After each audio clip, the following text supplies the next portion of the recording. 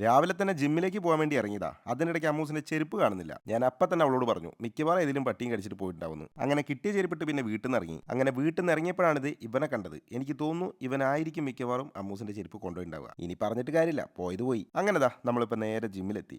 ഇതുവരെ സത്യം പറഞ്ഞാൽ നമ്മളെ ജിമ്മ് ഞങ്ങൾ മുഴുവനായിട്ട് കാണിച്ചിട്ടില്ല കേട്ടോ. ഇടയ്ക്ക് അവിടെ ഇവിടെയൊക്കെ കാണിക്കുന്നല്ലാതെ. ഇപ്പോൾ ജിമ്മിന്റെ വർക്ക് ഇതാ മുഴുവനായിട്ട് നടന്നുകൊണ്ടിരിക്കുകയാണ്. ഇപ്പോൾ വലുതാക്കാൻ വേണ്ടി പോകാൻ കേട്ടോ. ഇതുവരെ ചെറിയൊരു ജിമ്മായിരുന്നു, പക്ഷേ ഇനി അങ്ങോട്ട് വലുതാക്കാനുള്ള പരിപാടിയാണ്. ഓക്കെ, അങ്ങനെതാ നമ്മൾ നമ്മുടെ വർക്കൗട്ട് സ്റ്റാർട്ട് ചെയ്തു. വർക്കൗട്ട് സ്റ്റാർട്ട് ചെയ്തപ്പോഴാണ് ഞാൻ ആ ഒരു കാര്യം ആലോചിച്ചത്.